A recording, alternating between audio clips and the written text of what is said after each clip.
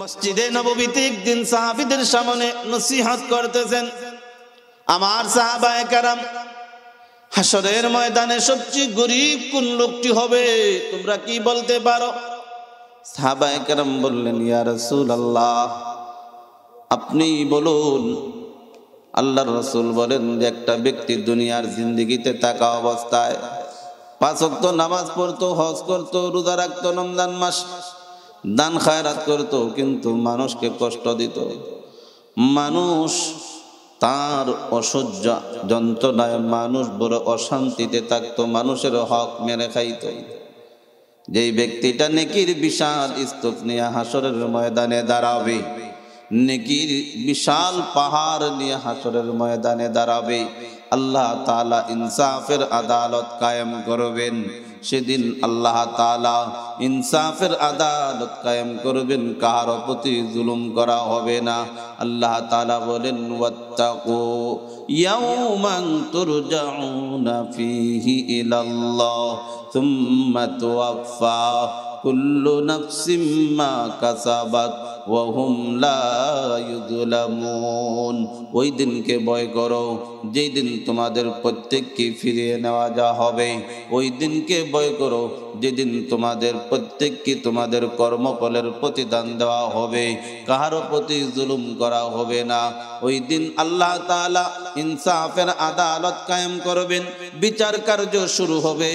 জান্নাতীদের ফয়সালা হওয়ার পরে ফেরেশতারা তাদেরকে জান্নাতে নিয়ে যাবেন, জাহান্নামীদের ফয়সালা হয়ে যাওয়ার পরে তাদেরকে জাহান্নামে নিয়ে যাবে। ওই সময় একজন ব্যক্তি এসে আল্লাহর কাছে এসে বলবে, আল্লাহ, দুনিয়ার জিন্দেগিতে থাকা অবস্থায় আমি ছিলাম নিরীহ, আমি ছিলাম মাজলুম, আমি ছিলাম বিরোধী দলের একজন কর্মী। আল্লাহ, আপনি ইনসাফের আদালত কায়েম করেছেন। আজকে আপনার সামনে কাহারও ক্ষমতা চলবে না, আজকে আপনার সামনে কাহারও কোনো টাকার বাহাদুরি চলবে না। আল্লাহ গো, দুনিয়ায় থাকতে কথা বলতে পারি না, মামলা দিয়া দিছে। দুনিয়ায় থাকতে আমার মেয়ে স্কুলে মাদ্রাসায় পড়তে পারি নাই, রাস্তাঘাটে বকাটে ছেলেরা ইফটিজিং করেছে, উত্তক্ত করেছে, রাস্তাঘাটে চলতে ফিরতে পারি নাই, কথা বলতে পারি নাই, মামলা হামলা দামলা অন্যান্য কিছুর হুমকি ধমকি দিয়েছে। আল্লাহ, আপনি আজকে ইনসাফের আদালত কায়েম করেছেন, আপনার কাছে বিচার চাই। সেই দিন তো ঘুষ চলবে না, কোনো সুপারিশ চলবে না। আল্লাহ তাআলা তার জান্নাতীদের বিরতি দিয়া তাকে বলবেন, কি ব্যাপার, ওই লোকটা যে অভিযোগ করেছে তার অভিযোগ সত্য নাকি? মানুষ স্বভাবজাত বিষয়, স্বভাবগতভাবে সে অস্বীকার করে বসবে, কয় না আল্লাহ আমি কিচ্ছু করি নাই। এটা মানুষের স্বভাব। মানুষ বিপদে পড়লে পড়ে, মুসিবতে পড়লে পড়ে, কত ভালো মানুষ, আলিম নাই জালিম নাই, সবাই কিন্তু মিথ্যার আশ্রয় নেয়, ঠিক না বেঠিক? এটা মানুষের স্বভাব। হাসরের ময়দানে ওই ব্যক্তি মিথ্যার আশ্রয় নিয়ে বলবে, আল্লাহ, এইগুলি আমি কিচ্ছু করি না, আমি তো নামাজ পড়ছিলাম, আমি তো বুঝলাম বড় দানবীর, আমি তো ছিলাম হাজী সাহেব, আমি ছিলাম অমুক। তখন আল্লাহ তাআলা বলবেন, কি ব্যাপার, সে তো স্বীকার করতেছে। তখন আল্লাহ তাআলা 3 ভাবে তার এই মামলাটা প্রমাণ করবেন। যেই ব্যক্তি অভিযোগ করছে তার এই অভিযোগটা 3 ভাবে প্রমাণ হবে।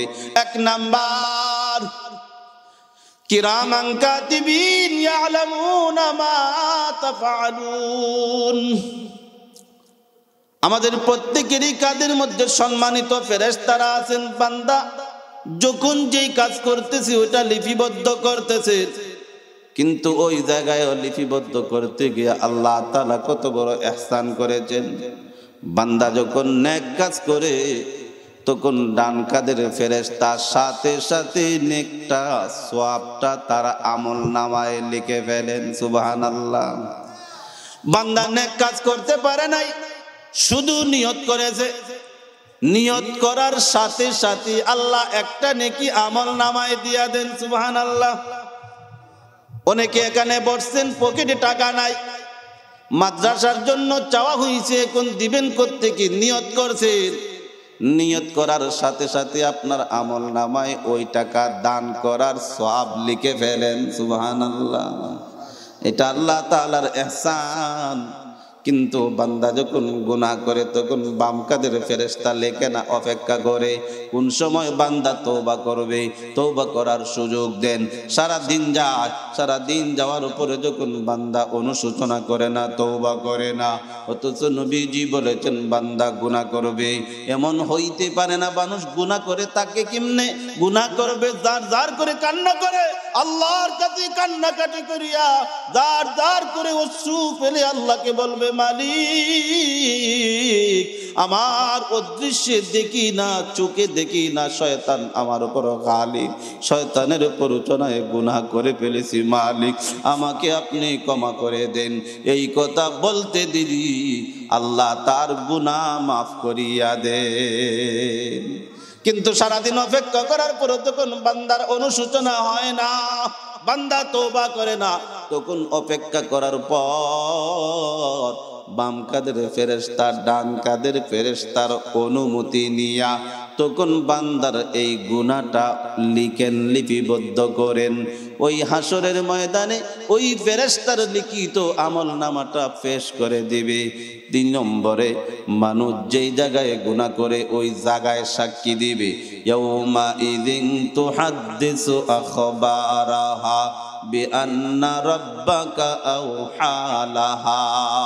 জমিন সেদিন কথা বলবে, জমিন সেদিন কথা বলবে তার বিরুদ্ধে। 3 নাম্বার, মানুষ যেই অঙ্গ দ্বারা গুনাহ করেছে তার অঙ্গ প্রত্যঙ্গ সাক্ষী দিবে তার বিরুদ্ধে। আল্লাহ তাআলা পবিত্র কোরআনের সূরাতুল ইয়াসিনের মধ্যে ইরশাদ ফরমান, আল-ইয়াওমা নাখতিমু আলা আফওয়াহিহিম ওয়া তুকাল্লিমুনা আইদিহিম ওয়া তাশহাদু আরজুলুহুম বিমা কানু ইয়াকসিবুন। তার মুখের মধ্যে মোহর করে দেওয়া হবে, তালা মেরে। তার হাত কথা বলবে, তার পা সাক্ষী দিবে তার বিরুদ্ধে।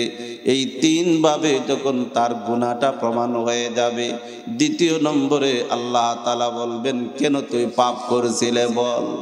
2 নম্বরে সে বলবে, আল্লাহ আমি পাপ করি নাই, বরং শয়তান আমাকে প্ররোচনা দিয়েছিল, শয়তানের ধোঁকায় পড়ে আমি গুনাহ করে ফেলেছি।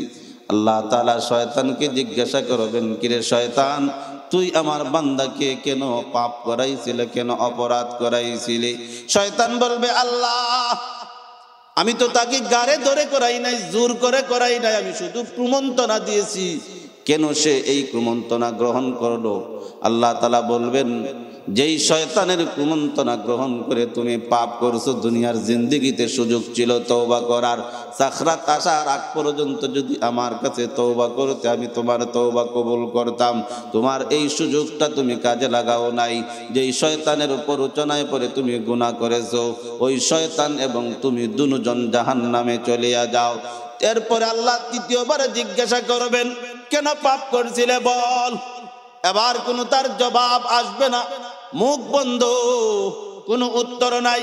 তখন আল্লাহ তাআলা আদেশ করবেন, খুযুহু ফাগুল্লু থুম্মাল জাহিমা সাল্লু থুম্মা ফি সিলসিলাতিন যারউহা 70 দিরাআন ফাসলুকু। ফেরেশতাদেরকে আদেশ করবেন, তাকে ধরো, পাকড়াও করো, হ্যান্ডকাপ লাগাও, ডান্ডা বেরি পরাও, 70 হাত জিনজির দ্বারা বেঁধে টেনে টেনে জাহান্নামের দিকে নিয়ে যাও। ওই যে মনে আসেনি সবচেয়ে গরিব কোন লোকটা? নবীজি বলেন, গরিব হলো ওই ব্যক্তি অনেক নেকির স্তূপ নিয়ে হাসরের ময়দানে দাঁড়াবে, কিন্তু পাওনাদার না এসে যখন অভিযোগ করবে, আল্লাহ দুনিয়ায় থাকতে কথা বলতে পারি না, এই মামলা হামলা দামলা অন্য অনেক কিছু দ্বারা নির্যাতন করেছে, আল্লাহ আপনার কাছে বিচার যাই। তার অভিযোগ প্রমাণ হওয়ার পরে তখন দুনিয়ায় থাকতে মানুষ একটা জিনিস, একটা বিষয়কে মিউচুয়াল করতো টাকা পয়সা দ্বারা, সালিসি বৈঠক বসাইয়া। পরকালে তো টাকা চলবে না, দিনার চলবে না, দিরহাম চলবে না, পাউন্ড চলবে না, ইউরো চলবে না, রুপি চলবে না, কোনো কিছুই ওই জায়গায় চলবে না, ওই সবগুলা হয়ে যাবে অচল। দুনিয়াতে যেই রকম টাকা আছে 2 প্রকার, একটা হলো সলিড নোট আর একটা হলো জাল নোট। যেটা কুরবানির হাটে কুরবানির সময় অনেক বাজারে এসে পড়ে। এই জাল টাকা কোনো দোকানদার নেবে না, কোনো ব্যক্তি নেবে না, যারা চিনে কেউ নেবে না। কারণ টাকার গায়ে ওই টাকা তো লেখা 1000, এই টাকায়ও লেখা 1000। একটা সরকার অনুমোদিত আর একটা সরকার অনুমোদিত না। দুনিয়ার জিন্দেগিতে যেই রকম অচল টাকা চলে না, হাসরের ময়দানে এই টাকাগুলো চলবে না, এই টাকা অচল হয়ে যাবে। পরকালে ওই মামলা মিউচাল করবেন কি দ্বারা? নবীজি বলেন পরকালে যেই ব্যক্তি আমল করবে ওই আমলের সওয়াব দ্বারা মামলা নিষ্পত্তি করতে হবে। বান্দা আমল করবে, আমলের সওয়াব দিয়ে দিবে পাওনাদারকে। দিতে দিতে শেষ, তার আমল নামায় আর সওয়াব নাই। এখন কি করবা? আরো কিছু পাওনাদার আসবে। এই জন্যই নবীজি হাদিসের মধ্যে বলেন ধনী ব্যক্তির চেয়ে গরিব 500 বছর আগে জান্নাতে চলে যাবে। সুবহানাল্লাহ। 500 বছর আগে জান্নাতে চলে যাবে। কেন? তার তো হিসাব নাই, তার হিসাব কম। আর ধনী ব্যক্তি তার যাকাতের হিসাব, দান খায়রাতের হিসাব, টাকা সে কোন পথে উপার্জন করেছে, কোন পথে ব্যয় করেছে, এই হিসাব দিতে দিতে তার 500 বছর লেগে যাবে। এই জন্য আল্লাহ যেভাবে যাকে রাখছেন ওইভাবেই আল্লাহ তাআলার শুকর আদায় করা। সবাই বলি আলহামদুলিল্লাহ। আর জোরে বলি আলহামদুলিল্লাহ। যেই ব্যক্তিটার আমল নামায় অনেক সওয়াব ছিল, অনেক নেকি ছিল, পাওনাদার কি দিয়া শেষ, এবার আরো কিছু পাওনাদার আসবে। তখন আল্লাহ বলবেন কি দিবা? এখন কিছু তো নাই। তখন আল্লাহ সিদ্ধান্ত দিয়া দিবেন, দেখো যে ব্যক্তিটা অভিযোগ নিয়ে আসছে ওই ব্যক্তির আমল নামায় কি পরিমাণ গুনাহ আছে। ওই গুনাহগুলা অভিযুক্ত ব্যক্তির আমল নামায় অ্যাড করে দাও। নিজেরও তো কিছু গুনাহ ছিল, পাওনাদারের গুনাহ, ডাবল গুনার আসামি হইয়া জাহান্নামে চলে যাবে। নবীজি বলেন বিশাল নেকির স্তূপ নিয়ে হাসরের ময়দানে ওঠার পরও যেই ব্যক্তিটা জান্নাতে যাওয়ার কথা ছিল ওই ব্যক্তিটা যখন জাহান্নামে চলে যাবে, এর চেয়ে গরিব আর কেউ হইতে পারে না। আল্লাহ পবিত্র কোরআনে বলেছেন ওয়া আকসারুহুম লা ইয়াকিলুন, তাদের অধিকাংশ লোকই জানে না, অনুধাবন করে না, বুঝে না। যত জায়গায় ইমানদারদের আলোচনা করেছেন, মুমিনদের আলোচনা করেছেন, তো শব্দ নিয়ে আসছেন কালিলাম মা তাযাক্কারুন ওয়া কালিলুম মিন ইবাদিয়াশ শাকুর।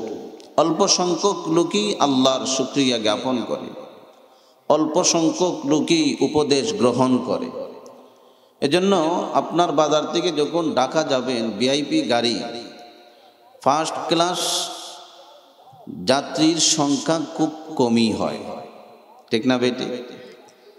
এজন্য জান্নাতের যাত্রী হলাম আমরা সবাই। এই বিনা হিসাবে আল্লাহ আমাদেরকে জান্নাত দিবেন। এই ক্লাসের যাত্রী খুব কম, তবে আমাকে ওই দলের মধ্যে অন্তর্ভুক্ত করতে হবে।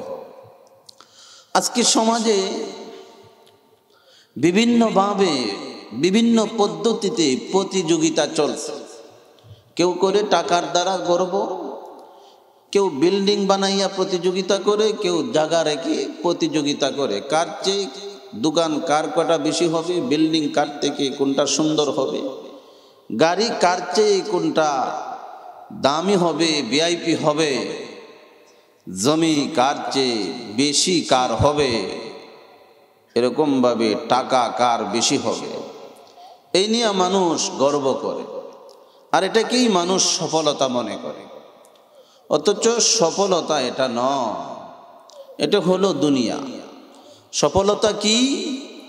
আল্লাহ পবিত্র কোরআনের এক আয়াতে বলেন কুল্লু নাফসিন যায়িকাতুল মাউত وإنما توفون أجوركم يوم القيامة فمن زحزح عن النار وأدخل الجنة فقد فاز আল্লাহ রব্বুল আলামিন বলেন, প্রত্যেকটা প্রাণী মৃত্যুর স্বাদ আস্বাদন করতে হবে। ওয়া ইন্নামা তুওয়াফাউনা উজুরাকুম ইয়াউমাল কিয়ামা, কিয়ামতের মাঠে প্রত্যেক ব্যক্তিকে তার প্রতিদান দেওয়া হবে, পরিপূর্ণ বদলা দেওয়া হবে, কাহার প্রতি কোনো জুলুম করা হবে না। ফামান যুহজিহা আনিন নার,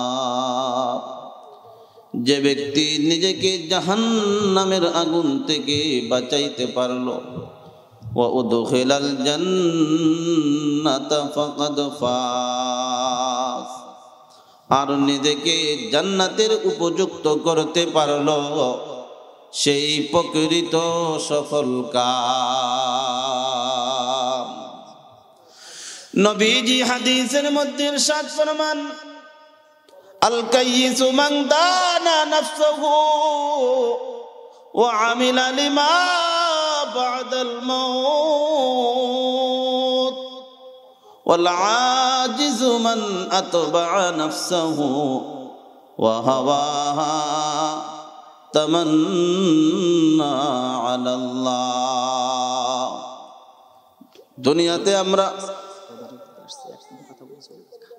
দুনিয়াতে আমরা চালাক মনে করি ওই ব্যক্তিকে যার বাড়ি আছে, গাড়ি আছে, নারী আছে, সম্পদ আছে।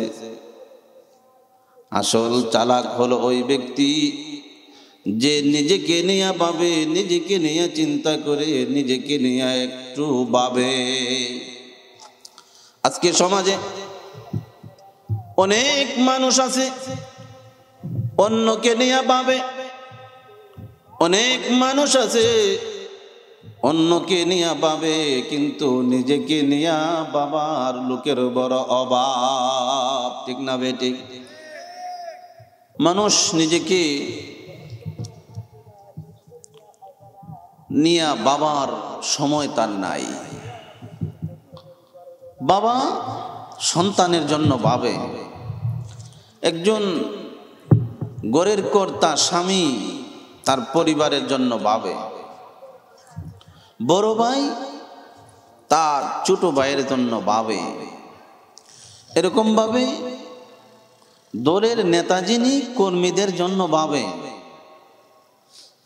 যিনি প্রতিষ্ঠান চালান তিনি অন্যদের নিয়ে ভাবে, কিন্তু নিজেকে নিয়ে বাবার সময় তার নাই। নিজেকে নিয়ে একটু ভাবে না। অন্যের জন্য যতটুকু ভাবে এর আংশিক যদি নিজের জন্য একটু ভাবত, তাহলে নিজের চরিত্র, ঈমান, আখলাক অনেক আগেই সংশোধন হয়ে যেত। ঠিক না বেটি? এজন্য রাসূল আকরাম সাল্লাল্লাহু আলাইহি ওয়াসাল্লাম বলেছেন, চালাক এবং বুদ্ধিমান হলো ওই ব্যক্তি যে নিজেকে নিয়ে ভাবে, আর বোকা হলো ওই ব্যক্তি যে নিজেকে নিয়ে ভাবে না, অন্যের জন্য ভাবে। এজন্যই নবীজি বলেছেন, আল কাইসু মান দানা নাফসাহু ওয়া আমিলা লিমা বা'দাল মাউত ওয়াল আজিজু মান আতবা'a নাফসাহু ওয়া হাওয়াহা ওয়া তামান্না আলাল্লাহ। চালাক এবং বুদ্ধিমান হলো ওই ব্যক্তি যে নিজেকে নিয়ে ভাবে, নিজের জন্য একটু চিন্তা করে। অন্যের জন্য তো সব কিছু করলাম, নিজের জন্য কি করলাম? আমার এই জিন্দেগি শেষ করে একদিন যে আমি মরতে হবে, পরকালে যে আমি আল্লাহর বিচারের কাঠগড়ায় দাঁড়িয়ে আমার জীবনের হিসাব দিতে হবে, সেই চিন্তাটা তার ভিতরে এসে গেছে। সে নিজেকে নিয়ে একটু ভাবে। ওই ব্যক্তিটাই হইল চালাক। নিজের নফসের বিরুদ্ধে চলে, মন চায় গুনাহ করার জন্য সে গুনাহ থেকে বিরত থাকে। আর মৃত্যু পরবর্তী জিন্দেগির জন্য আমল বানায়, আমল করে, ওই ব্যক্তিটাই হলো চালাক। আমার বন্ধু, এই পৃথিবীতে আপনি যত কিছুই করেন না কেন, যত টাকার মালিক হন না কেন, যত ক্ষমতার মালিক হন না কেন, যত প্রভাবশালী হন না কেন, একদিন কিন্তু এই পৃথিবী রেখে চলে যেতে হবে। এই জন্য নবীজি বলেন, মানুষ যখন মারা যায় তখন তার সব কিছু 5 ভাগে ভাগ হইয়া যায়। কয় ভাগে? কথা বলেন, কয় ভাগে? 1 নাম্বার, মানুষের যখন মারাদুল মউত সাকরাত শুরু হয়ে যায় তখন আজরাইল আসে তার জান কবজ করার জন্য। আজরাইল তার জানটাকে নিয়ে যায়। 2 নম্বরে, তার দেহের ভিতরে রূহটা বের হওয়ার সাথে সাথে তার স্থাবর অস্থাবর সকল সম্পত্তি তার ওয়ারিসানদের ভাগে চলিয়া যায়। ঠিক না বেটি? 3 নম্বর, তার মৃত্যুর এলান যখন হয়ে যায় তখন কেউ যায় বারজানে বাঁশ কাটার জন্য, কেউ যায় দোকানে তার কাফনের কাফন কেনার জন্য, কেউ যায় গুরুস্থানে তার কবর খনন করার জন্য, কেউ যায় মসজিদে তার জানাজার কাঠটা নিয়ে আসার জন্য, কেউ যায় মশারি আনার জন্য। তাকে মশারির ভিতরে ঢুকাইয়া শেষ গোসল দেওয়ার শেষ হলে কাফনের কাপড় পরিধান করাইয়া যখন তার আত্মীয় স্বজনরা তাকে কবরের দিকে নিয়ে যায়, নবীজি বলেন, মৃত ব্যক্তির ভিতর থেকে রুহুটা বের হওয়ার পর ওই রুহুটা আবার ফেরত আসে। যখন গোসলদাতা গোসল দেয়, শরীরের মধ্যে যখন বরই পাতার গরম জলটা ডালে, শরীরটা যখন ডলা দেয়, তার সাবান পানি দ্বারা শরীর মালিশ করে, তখন রুহু ওই গোসলদাতাকে লক্ষ্য করে বলে, ইয়া গাসসাল লা তামসুনি জারবান শাদীদা। হে গোসলদাতা, তোমার জানা নাই, কারণ তুমি এই গাঁটির মধ্যে কোনো আসো নাই, এই গাঁটে কোনো ফাড়ি দেও নাই। মৃত্যুতে কত কষ্ট, মৃত্যুর যন্ত্রণা কত দে কষ্ট, যে এই মরণের গাঁটের মধ্যে আসছে সেই একমাত্র বলতে পারবে। আমার আপনার মরণ কিসের মরণ? সারা পৃথিবীর মধ্যে যত মানব আসছে, যত নবী রাসূল, যত ওলি আউলিয়া, যত গোস কুতুব পীর বুজুর্গ মাশায়েখ কেরাম, সবার থেকে শ্রেষ্ঠ মানব ছিলেন আমার আপনার নবী, বিশ্ব নবী মুহাম্মদুর রাসূলুল্লাহ সাল্লাল্লাহু আলাইহি ওয়াসাল্লাম। আল্লাহর নবীজির ইন্তেকালের সময় মালাকুল মউত অনুমতি নিয়া কামরার মধ্যে যখন প্রবেশ করলেন, আল্লাহর রাসূলের কাছ থেকে অনুমতি নিয়া যখন জান কবজ করার কাজ শুরু করবেন, তখন আল্লাহর রাসূল বললেন, ভাই আজরাইল, আমার উম্মতকে কষ্ট দিবা না, এই ওয়াদা আমার কাছে দাও, কারণ আমার উম্মত দুর্বল, আমার উম্মত গুনাহ করবে, তুমি তাদেরকে মৃত্যুর কষ্ট দিবা না, মৃত্যুর কষ্ট দিবা না, আমার সাথে ওয়াদা করো। আজরাইল বললেন, আপনার উম্মতদেরকে আমি অন্যান্য নবীর উম্মতের তুলনায় কষ্ট কম দেব।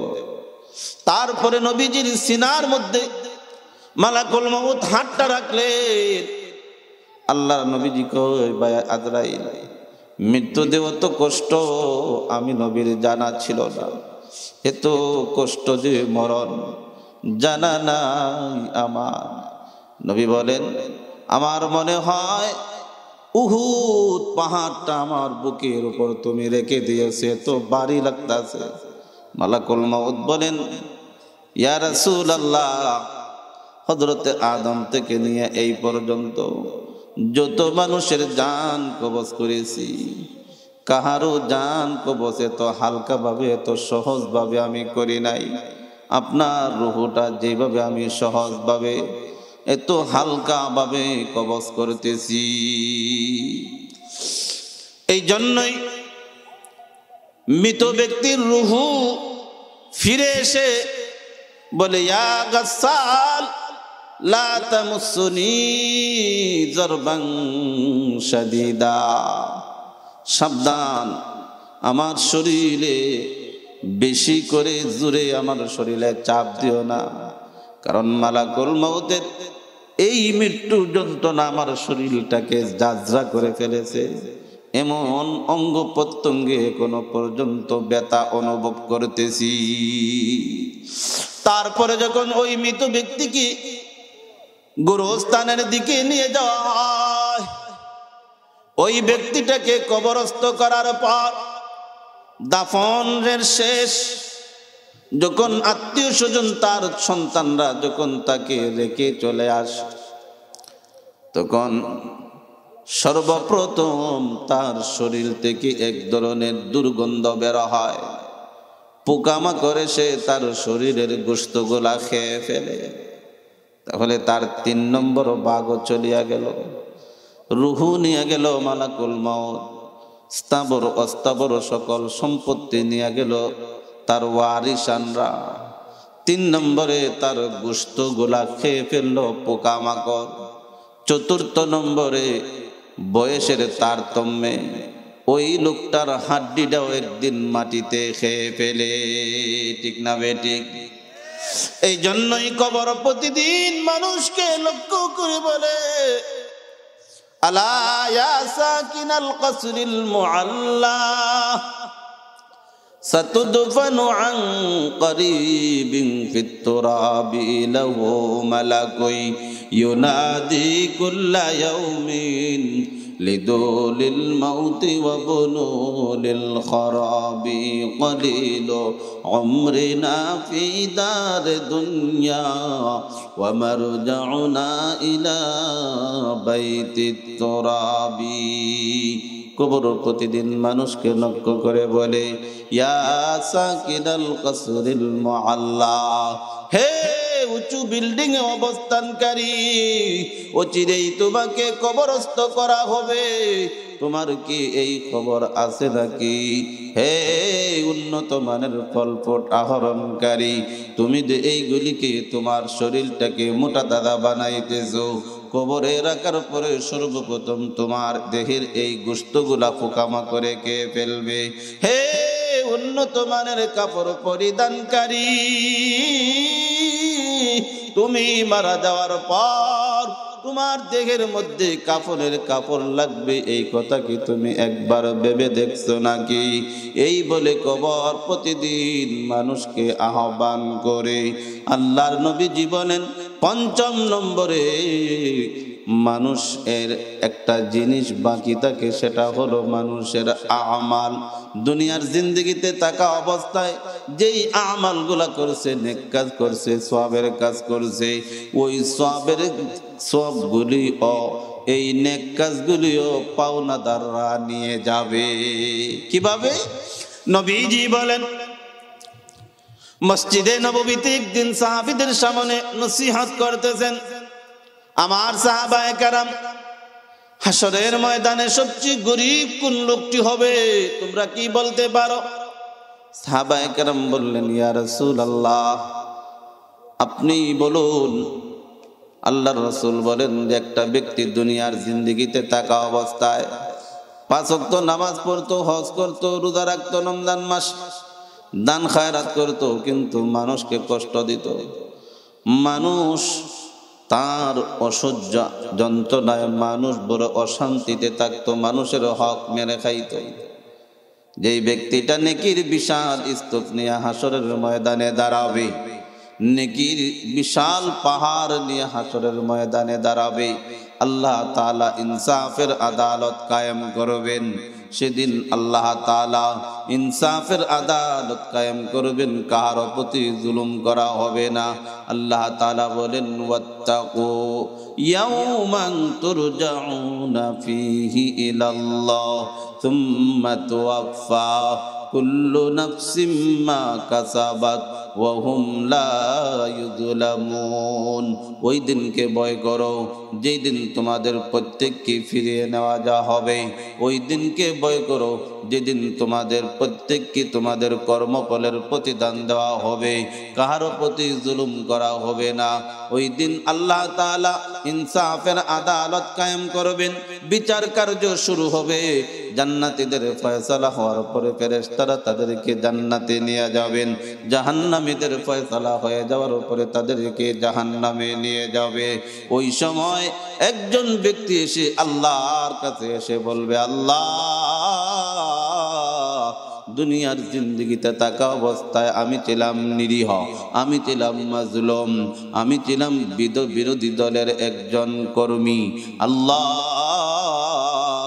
আপনি ইনসাফের আদালত কায়েম করেছেন। আজকে আপনার সামনে কাহারও ক্ষমতা চলবে না, আজকে আপনার সামনে কাহারও কোনো টাকার বাহাদুরি চলবে না। আল্লাহ গো, দুনিয়ায় থাকতে কথা বলতে পারি না, মামলা দিয়া দিছে। দুনিয়ায় থাকতে আমার মেয়ে স্কুলে মাদ্রাসায় পড়তে পারি নাই, রাস্তাঘাটে বকাটে ছেলেরা ইফটিজিং করেছে, উত্তক্ত করেছে, রাস্তাঘাটে চলতে ফিরতে পারি নাই, কথা বলতে পারি নাই, মামলা হামলা দামলা অন্যান্য কিছুর হুমকি ধমকি দিয়েছে। আল্লাহ, আপনি আজকে ইনসাফের আদালত কায়েম করেছেন, আপনার কাছে বিচার চাই। সেই দিন তো ঘুষ চলবে না, কোনো সুপারিশ চলবে না। আল্লাহ তাআলা তার জান্নাতীদের বিরতি দিয়া তাকে বলবেন, কি ব্যাপার, ওই লোকটা যে অভিযোগ করেছে তার অভিযোগ সত্য নাকি? মানুষ স্বভাবজাত বিষয়, স্বভাবগতভাবে সে অস্বীকার করে বসবে, কয় না আল্লাহ আমি কিচ্ছু করি নাই। এটা মানুষের স্বভাব। মানুষ বিপদে পড়লে পরে, মুসিবতে পড়লে পরে, কত ভালো মানুষ, আলিম নাই জালিম নাই, সবাই কিন্তু মিথ্যার আশ্রয় নেয়, ঠিক না বেঠিক? এটা মানুষের স্বভাব। হাসরের ময়দান ওই ব্যক্তি মিথ্যার আশ্রয় নিয়ে বলবে, আল্লাহ, এইগুলি আমি কিচ্ছু করি না, আমি তো নামাজ পড়ছিলাম, আমি তো বুঝলাম বড় দানবীর, আমি তো ছিলাম হাজী সাহেব, আমি ছিলাম অমুক। তখন আল্লাহ তাআলা বলবেন, কি ব্যাপার, সে তো স্বীকার করতেছে। তখন আল্লাহ তাআলা তিন ভাবে তার এই মামলাটা প্রমাণ করবেন। যেই ব্যক্তি অভিযোগ করছে তার এই অভিযোগটা তিন ভাবে প্রমাণ হবে। এক নাম্বার, কিরামান কাতিবিন ইয়ালামুনা মা তাফআলুন। আমাদের প্রত্যেকেরই কাদের মধ্যে সম্মানিত ফেরেশতারা আছেন। বান্দা যখন যেই কাজ করতেছে ওটা লিপিবদ্ধ করতেছে, কিন্তু ওই জায়গায় লিপিবদ্ধ করতে গিয়ে আল্লাহ তাআলা কত বড় ইহসান করেছেন। বান্দা যখন নেক কাজ করে তখন ডান কাদের ফেরেশতা সাথে সাথে নেকটা সওয়াবটা তারা আমল নামায় লিখে ফেলেন। সুবহানাল্লাহ। বান্দা নেক কাজ করতে পারে নাই, শুধু নিয়ত করেছে, নিয়ত করার সাথে সাথে আল্লাহ একটা নেকি আমল নামায় দিয়া দেন। সুবহানাল্লাহ। অনেকে এখানে বসছেন, পকেটে টাকা নাই, মাদ্রাসার জন্য চাওয়া হয়েছে, এখন দিবেন কোত্থেকে? নিয়ত করছেন, নিয়ত করার সাথে সাথে আপনার আমল নামায় ওই টাকা দান করার সওয়াব লিখে ফেলেন। সুবহানাল্লাহ। এটা আল্লাহ তাআলার ইহসান। কিন্তু বান্দা যখন গুনাহ করে তখন বাম কাদের ফেরেশতা লেখে না, অপেক্ষা করে কোন সময় বান্দা তওবা করবে, তওবা করার সুযোগ দেন। সারা দিন যায়, সারা দিন যাওয়ার উপরে যখন বান্দা অনুশোচনা করে না, তওবা করে না, অথচ নবীজি বলেছেন বান্দা গুনাহ করবে।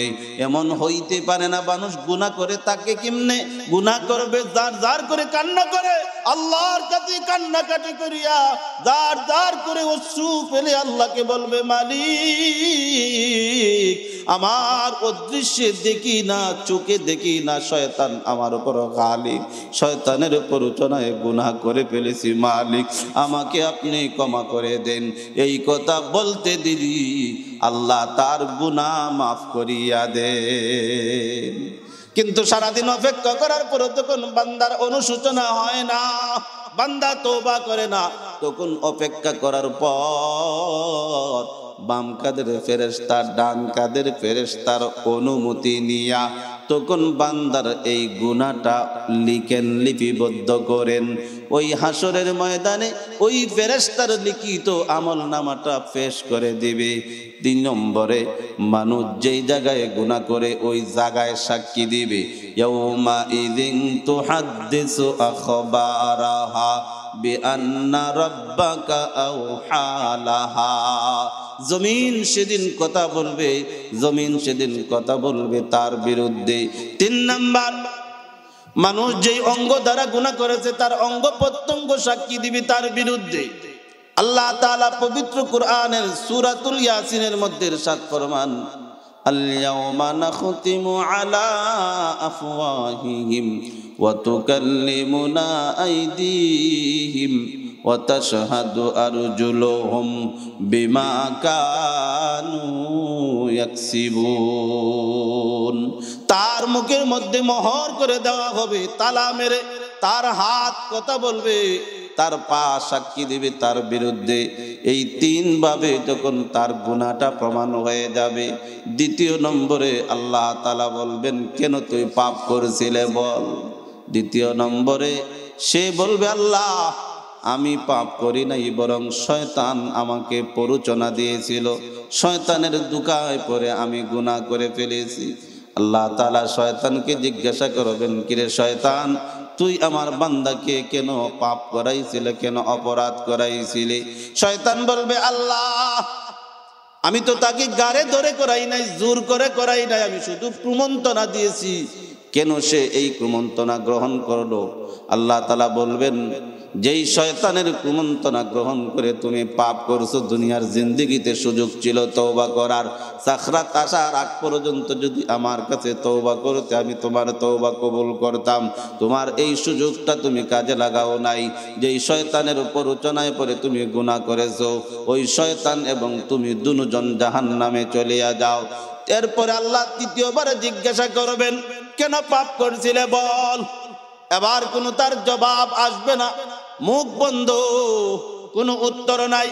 তখন আল্লাহ তাআলা আদেশ করবেন, খুযুহু ফাগুল্লু থুম্মাল জাহিমা সাল্লু থুম্মা ফি সিলসিলাতিন যারউহা সাবউনা দিরাআন ফাসলুকু। ফেরেশতাদেরকে আদেশ করবেন, তাকে ধরো, পাকড়াও করো, হ্যান্ডকাপ লাগাও, ডান্ডা বেরি পরাও, 70 হাত জিঞ্জির দ্বারা বেঁধে টেনে টেনে জাহান্নামের দিকে নিয়ে যাও। ওই যে মনে আসেনি সবচেয়ে গরিব কোন লোকটা? নবীজি বলেন, গরিব হলো ওই ব্যক্তি অনেক নেকির স্তূপ নিয়ে হাসরের ময়দানে দাঁড়াবে, কিন্তু পাওনাদার না এসে যখন অভিযোগ করবে, আল্লাহ দুনিয়ায় থাকতে কথা বলতে পারি না, এ মামলা হামলা দামলা অন্য অনেক কিছু দ্বারা নির্যাতন করেছে, আল্লাহ আপনার কাছে বিচার যাই। তার অভিযোগ প্রমাণ হওয়ার পরে তখন দুনিয়ায় থাকতে মানুষ একটা জিনিস, একটা বিষয়কে মিউচুয়াল করতো টাকা পয়সা দ্বারা, সালিসি বৈঠক বসাইয়া। পরকালে তো টাকা চলবে না, দিনার চলবে না, দিরহাম চলবে না, পাউন্ড চলবে না, ইউরো চলবে না, রুপি চলবে না, কোনো কিছুই ওই জায়গায় চলবে না, ওই সবগুলা হয়ে যাবে অচল। দুনিয়াতে যেই রকম টাকা আছে 2 প্রকার, একটা হলো সলিড নোট আর একটা হলো জাল নোট, যেটা কুরবানির হাটে কুরবানির সময় অনেক বাজারে এসে পড়ে। এই জাল টাকা কোনো দোকানদার নেবে না, কোনো ব্যক্তি নেবে না, যারা চিনে কেউ নেবে না, কারণ টাকার গায়ে ওই টাকা তো লেখা 1000, এই টাকায়ও লেখা 1000। একটা সরকার অনুমোদিত আর একটা সরকার অনুমোদিত না। দুনিয়ার জিন্দেগিতে যেই রকম অচল টাকা চলে না, হাসরের ময়দানে এই টাকাগুলো চলবে না, এই টাকা অচল হয়ে যাবে। পরকালে ওই মামলা মিউচাল করবেন কি দ্বারা?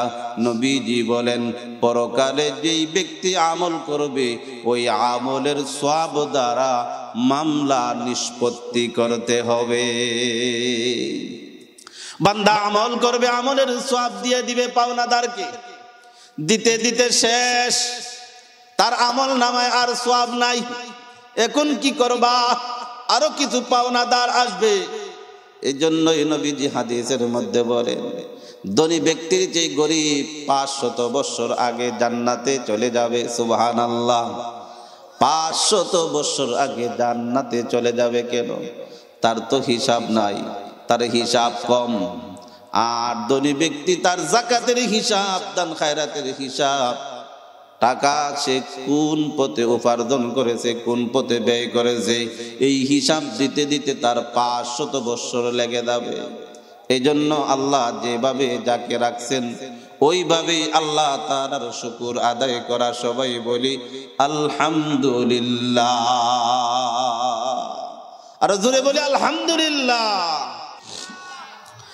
যেই ব্যক্তিটার আমল নামায় অনেক সওয়াব ছিল, অনেক নেকি ছিল, পাওনাদার কি দিয়া শেষ, এবার আরো কিছু পাওনাদার আসবে। তখন আল্লাহ বলবেন কি দিবা? এখন কিছু তো নাই।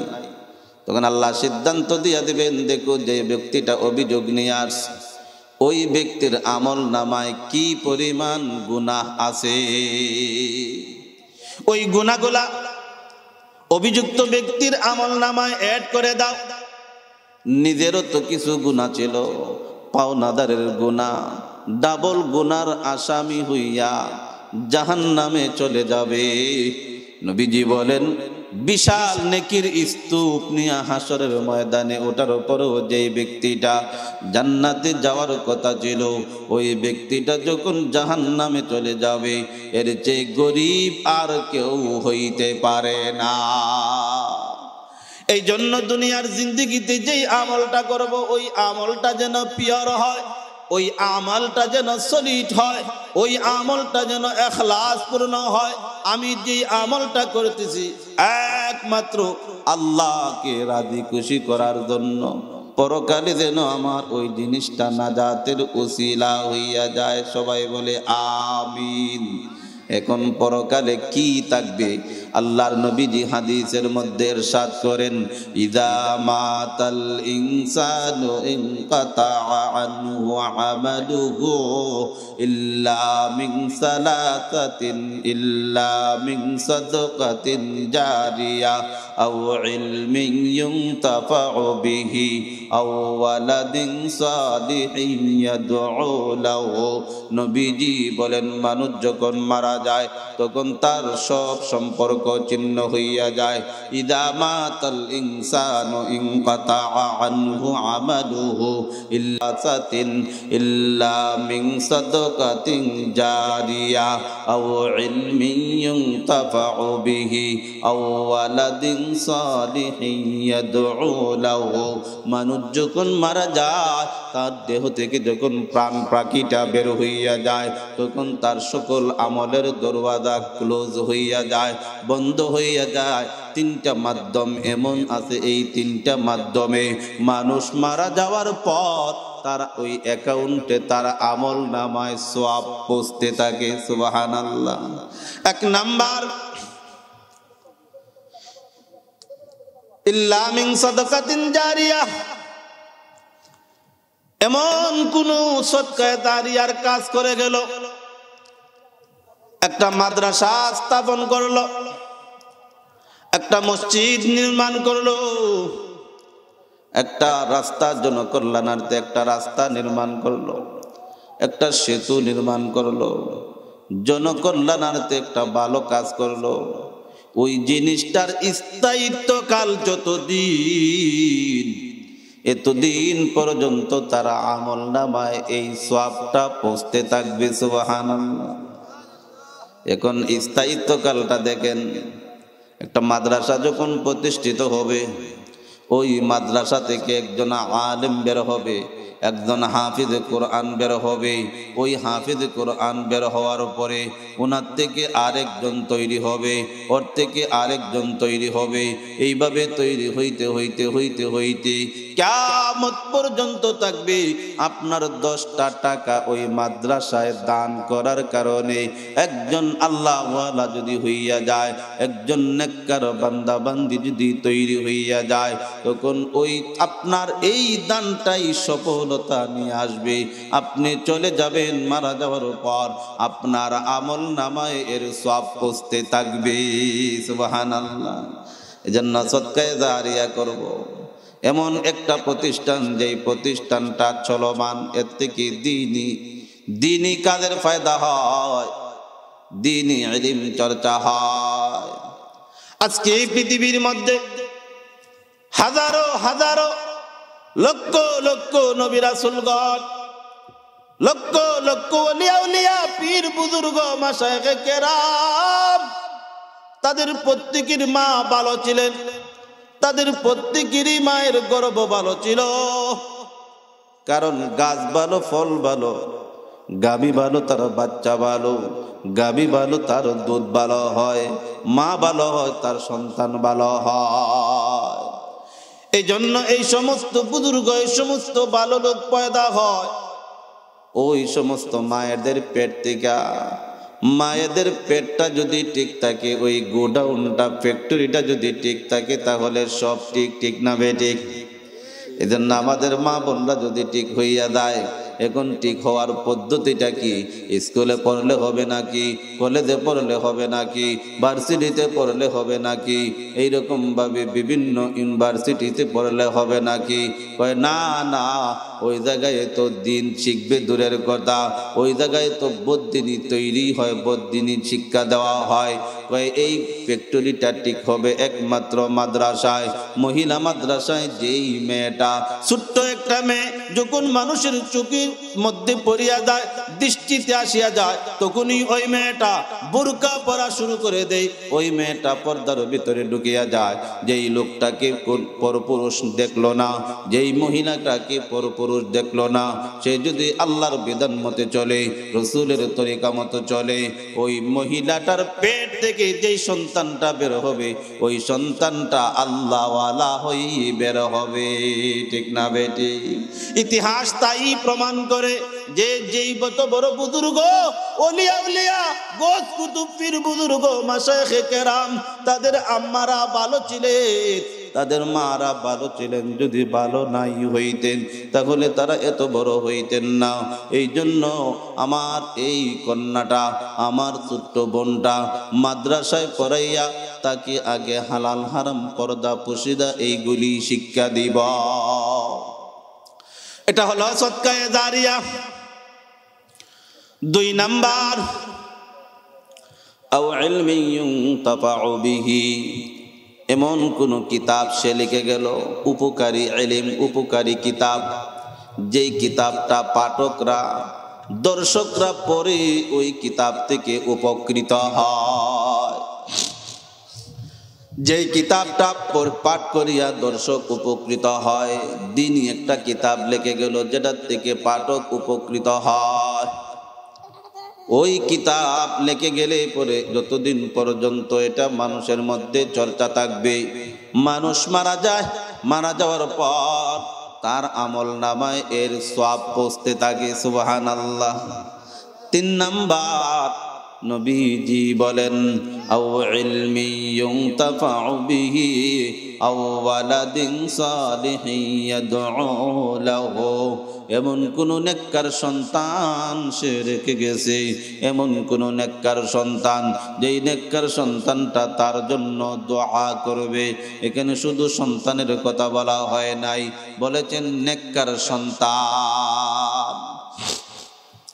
নেককার সন্তান তৈরি হয় মাদ্রাসায়, পুরুষ হোক মহিলা হোক, নেককার সন্তান তৈরি হয় মাদ্রাসায়। মাদ্রাসা ছাড়া বিকল্প নাই। আপনার সন্তানটাকে যদি নেককার বানাতে চান, এই দুনিয়া কিচ্ছু না, বাড়ি গাড়ি নারী সব কিছু আছে, কিন্তু দিনদারি নাই। আপনি কোটি টাকার মালিক, কোটি কোটি টাকা আপনার ব্যাংকে আছে, এইরকম হাজারো হাজারো প্রমাণ আমাদের কাছে আছে। কোটি টাকার মালিক, বাড়িতে আসার পরে শান্তি নাই, হয়তো বউ বিশ্বাস করে না, কারণ টাকার গরমে বেটাটা পুরুষ লোকটা অন্য নারীর সাথে পরকিয়া করে, আর নারীটা অন্য পুরুষের সাথে পরকিয়া করে। গড়ে এসেও শান্তি নাই, সন্তানাদি তার কমেন্ট মানে না, সন্তানাদি তার কথা মতো চলে না। বাবা বলে একটা সন্তানে আরেকটা করে, তারপরে যখন তারা প্রাপ্তবয়স্ক হয়, দুইটা তিনটা চারটা করে এক একটা মেয়ের সাথে প্রেম করে। এইগুলি মা বাবার ইজ্জত বয়ে আনে না, এগুলি মা বাবার সম্মান বয়ে আনে না। মা বাবার এরকম ভাবে মুখে চুনকালি দেয়। কই দেখেন, মাদ্রাসায় যেই ছাত্রটা পড়ালেখা করে, ছোট্ট একটা বাচ্চা, এখনো দুনিয়ার ভোগ বিলাস আনন্দ উপভোগ করা শিখে নাই।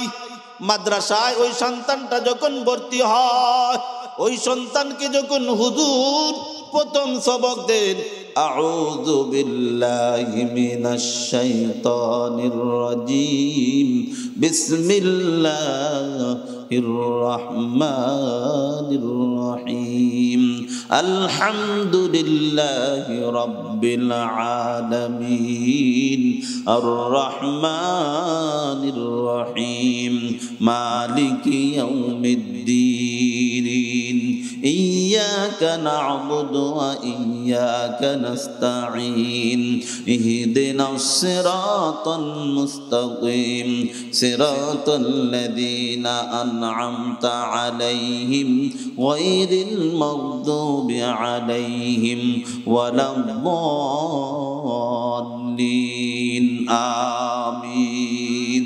যখন উস্তাদ তাকে এই প্রথম সবকটা দেন, ওই দিন থেকেই তার ভিতরে একটা আদব ঢুকিয়া যায়, একটা শ্রদ্ধা ভক্তি ঢুকিয়া যায়। এই জন্য সন্তানকে যেই বাবা মা তাকে আদব শিক্ষা দেয়, এর চেয়ে দামি আর কোনো সম্পদ নাই। এই জন্য নবীজি বলেছেন, আদ্দাবানি রাব্বি ফাহসানা তাদিবি। নবী বলেন, আমি যখন আমার মায়ের গর্ভে, তখন আমার বাবা ইন্তেকাল করেন। আমার বয়স যখন 7 বছর, আমার মাও ইন্তেকাল করেন।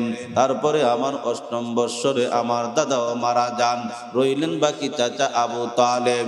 ওই যেই বয়সে সন্তানকে শিষ্টাচার শেখানো হয়, যেই বয়সে সন্তানকে আদব শেখানো হয়, ওই আদব শেখানোর মতন কেউই ছিল না। আদ্দাবানি রাব্বি ফাহসানা তাদিবি,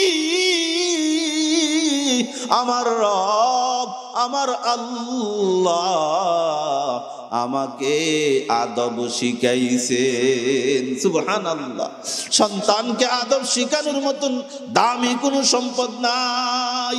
যেই সন্তানটাকে উস্তাদজি প্রথম সবকটা দিয়েছেন, জি বিসমিল্লাহির রহমানির রহিম, ওই সবক দেওয়ার সাথে সাথেই তার ভিতরে যে একটা ভক্তি শ্রদ্ধা আসছে। এখন সন্তানটা উস্তাদকে সালাম দেয়, মা বাবাকে সালাম দেয়, রাস্তাঘাটে চললে পরে মুরব্বীদেরকে সালাম দেয়। ওই তার ভিতরে একটা আদব শিক্ষা চলে আসছে। ওই সন্তানটা নেককার সন্তানে পরিণত হচ্ছে।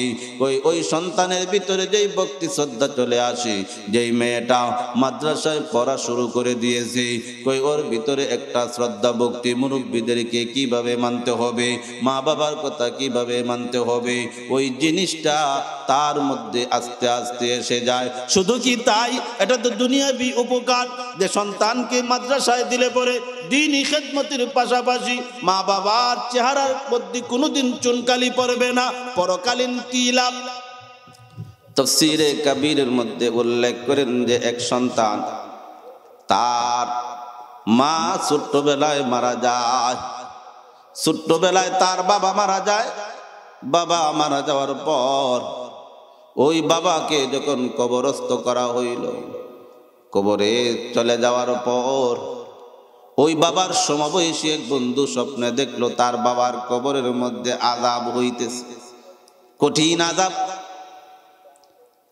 এই সংবাদ যখন ওই সন্তানের মাকে জানানো হইল, মা শুনছিলেন হুজুরের মুখে সন্তানকে মাদ্রাসায় পড়াইলে সন্তান যখন দোয়া করবে মা বাবার জন্য, রব্বিরহামহুমা কামা রব্বায়ানি সগীরা, তখন আল্লাহ ওই মা বাবার কবরের আযাব মাফ করিয়া দে। তাইলে এই সন্তান আমাদের বানানো উচিত কি উচিত না? নেককার সন্তানের দরকার আছে না নাই? শুধু কি পুরুষরাই হবে নাকি মহিলাদেরও দরকার আছে? মহিলারাও নেককার হবে। নেককার হবে কোত্থেকে? ফ্যাক্টরি হইল গিয়া, গোডাউন হইল মহিলা মাদ্রাসা। মাইকের আওয়াজ যত দূর পর্যন্ত যাইতেছে, আপনাদের উদ্দেশ্যে বলি, আপনারা কি আর পরিশ্রম করেন? মহিলা মাদ্রাসা দিয়া, মহিলা মাদ্রাসায় খেদমত করে বাচ্চাকে মহিলা মাদ্রাসায় দিয়েছেন, আপনারা কি আর কষ্ট করেন? গরম গরম ভাত খান, মাদ্রাসায় আসেন, মাদ্রাসায় এসে পড়ালেখা করে আবার চলে যান। বিল্ডিং এর নিচে টিন আছে উপরে, বৃষ্টির দিনে বৃষ্টি পড়ে না, ঠান্ডার দিনে কুয়াশা পড়ে না, সব ব্যবস্থাপনা আছে। ইতিহাসের পাতায় একজন জান্নাতি মহিলাদের আলোচনা আসছে, মহিলার আলোচনা আসছে হযরতে খাদিজাতুল কুবরা রাদিয়াল্লাহু তাআলা আনহা। আল্লাহর রাসূল সাল্লাল্লাহু আলাইহি ওয়াসাল্লামের প্রথম স্ত্রী হলেন হযরতে খাদিজাতুল কুবরা। নবীজি 25 বছর বয়সে হযরতে খাদিজাতুল কুবরা রাদিয়াল্লাহু তাআলা আনহা কি বিবাহ করেন। ওই সময় খাদিজার বয়স ছিল 40 বছর, রাসূলের বয়স হলো 25 বছর। নবীর বয়স যখন 40 বছর হইল, তাহলে 25 থেকে 40-এ যেতে আর কয় বছর বাকি? 15। কয় বছর? হিসাব ঠিক আছে? তাহলে দেখা যায়। এবার নবীজি 40 বছর বয়সে নবুয়ত পাইলেন। খাদিজার বয়স চলে গেল 40 আর 15, 55 বছরের বৃদ্ধা মহিলা। যেই বয়সে মানুষ বৃদ্ধা হইয়া যায়, ওই সময়ে খাদিজা কেমন খেদমত করেছেন দিনের জন্য। নবীজি 40 বছরে ওহী পাওয়ার পর আল্লাহ তাআলা যখন আদেশ করলেন, বন্ধু আপনাকে আমি নবী হিসাবে নির্বাচন করেছি, আপনার উপর কোরআন অবতীর্ণ করব। প্রথম স্বপ্নে নবীকে দেখাইতেন কিভাবে তার কাছে ওহী আসবে, কিভাবে জিবরাইল আমিন আসবে। কারণ হঠাৎ যদি একদিন জিবরাইল চলে আসেন, কেন আমরা সবাই বসে আছি, হঠাৎ যদি 10 হাত লম্বা সাদা পাঞ্জাবি পরিহিত, পাগড়ি পরিহিত এসে দাঁড়ায়া যায়, কেউ তো মাঠে থাকবে না, আমিও তো চলে যাব ভয় পাইয়া। এজন্য প্রথম স্বপ্নে দেখানো হয়েছে নবীকে, বন্ধু আপনার কাছে ওহী প্রেরণ করব, আপনি নবী হইবেন। তারপরে যখন বাস্তবে আল্লাহ রাসূল সাল্লাল্লাহু আলাইহি ওয়াসাল্লাম হেরা গুহায় উঠে গেলেন, হেরা পর্বতে ধ্যান মগ্নরত অবস্থায়, ওই সময় সত্যি জিবরিল আমিন চলে আসলেন। এসে রাসূলকে বলতেছেন, ইয়া মুহাম্মদ ইকরা, হে নবী আপনি পাঠ করুন। নবী বলেন, মা আনা বিকারিন, আমি তো পড়ুয়া নই। জিবরিল আমিন আবার বলতেছেন, ইয়া রাসূলুল্লাহ আপনি পাঠ করুন। নবী বারবার বলতেছেন, মা আনা বিকারিন। 3 বার বলার পর নবী যখন বললেন, মা আনা বিকারিন, হযরতে জিবরিল আমিন রাসূলকে ধরে মুআনাকা করলেন, বুকের সাথে বুক লাগাইয়া আঞ্জা দিলেন। তারপরে নবীজি সূরা ইকরার 5টা আয়াত একসাথে সাথে পাঠ করলেন বিসমিল্লাহির রহমানির রহিম ইকরা বিসমি রাব্বিকাল্লাযী খালাক খালাকাল ইনসানা মিন আলাক ইকরা ওয়া রাব্বুকাল আকরামুল্লাযী আল্লামা বিল কলম আল্লামাল ইনসানা মা লাম ইয়ালাম। আল্লাহু আকবার। 5টা আয়াত একসাথে পাঠ করে ফেললেন। তারপরে নবীজি চলে আসলেন হেরা গুহা থেকে নিচে নেমে চলে আসলেন বাসাতে। হযরত রাসূল আকরাম সাল্লাল্লাহু আলাইহি ওয়াসাল্লামের শরীরে প্রচন্ড জ্বর এসে গেল। কারণ জিবরিল আমিনের শক্তি কত বেশি। জিবরিল আমিন সম্পর্কে কোরআনে আসছে জি কুওয়াতিন ইনদা যিল আরশি মাকিন মুতাইন সাম্মা আমিন। জিবরাইল আলাইহিস সালামকে অতীতে এক জাতিকে ধ্বংস করার জন্য আল্লাহ পাঠাইছিলেন। হযরতে জিবরাইল এসে তার 600 নূরের পাখনার মধ্য থেকে একটা নূরের পাখনা জমিনের মধ্যে ঢুকাইয়া দিয়েছিলেন। 70 গজ নিচ পর্যন্ত ঢুকাইয়া ওই এলাকার ওই দেশের যত মানুষ আছে সবাইকে একটা ডানার মধ্যে ওই মাটি সহ উল্টাইয়া নিচের মধ্যে ফেলে দিয়েছিলেন। কত শক্তিওয়ালা মানুষ, কত শক্তি ছিল ফেরেশতার গায়ে। নবীজির সাথে যখন আলিঙ্গন করলেন, নবীজির শরীরের মধ্যে প্রচন্ড জ্বর এসে গেল। নবীর শরীর কাঁপতে লাগলো।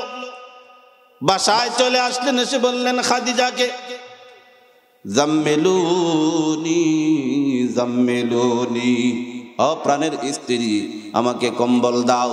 আমাদের জ্বর উঠলে পরে আমাদের স্ত্রীদেরকে সব ছোট্টবেলায় মাকে আমরা বলেছি মা শরীরের মধ্যে প্রচন্ড ঠান্ডা লাগছে, তাড়াতাড়ি কম্বল দাও, লেপ দাও, ঠিক না বেঠিক? জ্বর উঠলে পরে একটাই হয় না, 2টা 3টা লাগে। আল্লাহর রাসূল বলতেছেন জাম্মিলুনি জাম্মিলুনি, ও খাদিজা আমাকে তাড়াতাড়ি কম্বল দাও, তাড়াতাড়ি আমাকে জড়াইয়া ধরো। খাদিজা জিজ্ঞাসা করলেন ইয়া রাসূলুল্লাহ কি হয়েছে আপনার সাথে, কি হয়েছে এমন? রাসূল বিস্তারিত ঘটনা খুলে বললেন। তারপরে আল্লাহ রাসূল সাল্লাল্লাহু আলাইহি ওয়াসাল্লাম খাদিজাকে বলার পর খাদিজা বললেন ফাকালাত খাদিজাতু কাল্লা ওয়াল্লাহি মা ইউযিকাল্লাহু আবাদা ইন্নাকা লাতাসিলুর রাহিমা ওয়া তাকসিবুল কাল্লা ওয়া তুঈনু আলা নাওয়াইবিল হক ওয়া তাকসিবুল মা'দুমা। হযরত খাদিজাতুল কুবরা রাদিয়াল্লাহু তাআলা আনহা বললেন ইয়া রাসূলুল্লাহ কখনো এমনটা হইতে পারে না, কখনো এমন হতে পারে না, কারণ আল্লাহ আপনাকে কখনো লাঞ্ছিত করবেন না, কারণ আপনি তো সম্পর্ক ছিন্ন করেন না, আপনি তো আত্মীয়তার সম্পর্ক বজায় রাখেন। 2 নাম্বার ওয়া তাকসিবুল মা'দুমা, আপনি তো অসহায়দের দুস্থদের সাহায্য করেন আপনার সামর্থ্য অনুযায়ী। 3 নাম্বার ইয়া রাসূলুল্লাহ আপনি তো পথহারাদের পথের দিশা দেন। ইয়া রাসূলুল্লাহ আপনি তো মানুষের খেদমত করেন, মেহমানের খেদমত করেন, এই গুণগুলো আপনার মধ্যে আছে, আপনাকে আল্লাহ কখনো লাঞ্ছিত করবেন না। ওই খাদিজার কথা বলতেছিলাম, কেমন গুণবতী মহিলা।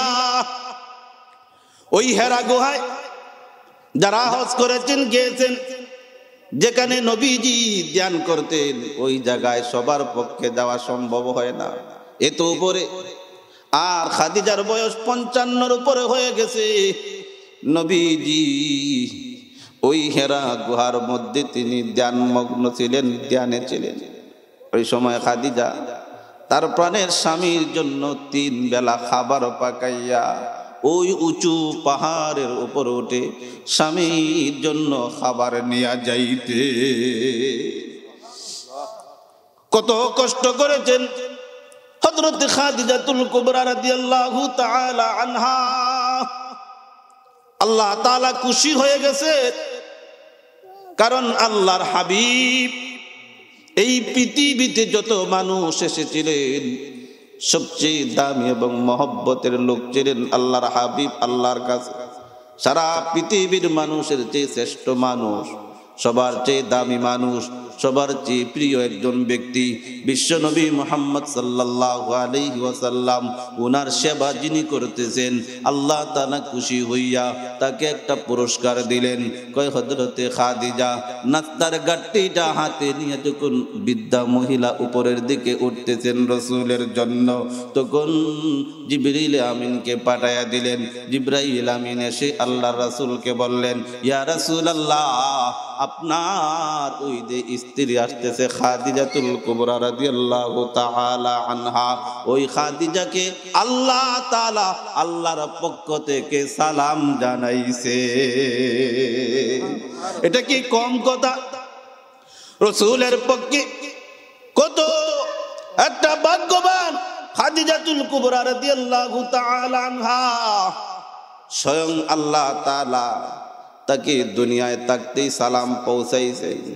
অথচ সকল মানুষ যখন জান্নাতে যাবে তখন জান্নাতীদেরকে আল্লাহ সালাম দিবেন, আর ওই খাদিজা দুনিয়ায় থাকতেই আল্লাহর সালাম পাইছেন। কেমন ভাগ্যবান!